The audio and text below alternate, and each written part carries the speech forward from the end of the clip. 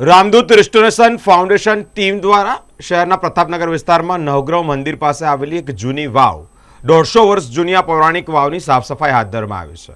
લગભગ 6 રવિવારથી આ સાફ સફાઈ કરતાની સાથે જ ઘણી બધી ગંદકી અહીંયાથી ઉપાડવામાં આવી છે, એટલે કે ઘણા ટ્રેક્ટરો આ ગંદકીનો સામાન લઈ જઈ અને સફાઈ ઝુંબેશ હાથ ધરવામાં આવી છે। આ અંતર્ગત વડોદરા શહેરના મ્યુનિસિપલ કમિશનર અરુણ મહેશ બાબુએ પણ મુલાકાત લીધી છે। સાથે સાથે વિદેશથી આવેલા જે ટુરિસ્ટો છે, એટલે કે મુસાફરો છે, તેઓએ પણ મુલાકાત લીધી છે। આ પૌરાણિક વાવનું મહત્વ પણ સમજાવવામાં આવ્યું છે। સાથે જ આ ફાઉન્ડેશન દ્વારા અલગ અલગ જગ્યા પર સાફ સફાઈ પણ કરવામાં આવી છે। અજયસિંહ સાથે સંજયસિંહ જેવા સામાજિક કાર્યકર્તાઓ પણ ઉપસ્થિત રહ્યા છે।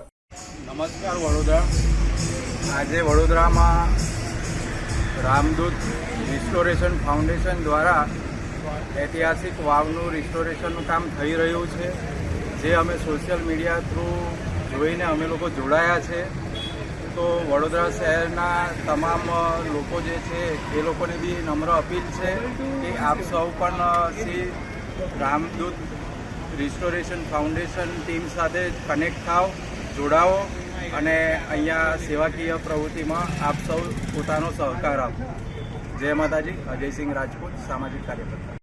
નમસ્કાર વડોદરા પ્રતાપનગર બ્રિજ પાસે નવગ્રહ મંદિર છે। ત્યાં એક જૂની પૌરાણિક 150 વર્ષ વાવ છે। ત્યાં આગળ રામદૂત ટીમ દ્વારા 50 વોલેન્ટિયર દ્વારા છેલ્લા 6 અઠવાડિયાથી સાફ કરવામાં આવેલી છે, પૂલ ક્લીન કરવામાં આવી છે, પાણી પણ એક સુંદર ચોખ્ખું અહીંયા આવી રહ્યું છે। તો દરેક વડોદરાના યુવાનો, ગણેશ મંડળોને અમે અપીલ કરીએ છીએ કે અમે પણ અહીંયા જોડાયા છીએ, તો આપ પણ જોડાઓ, કારણ કે એક ધાર્મિક કાર્ય છે, એક આપણી સંસ્કૃતિને બચાવવા માટે આપણે સૌ કોઈ સદભાગ્ય થવું જોઈએ। જય શ્રી રામ।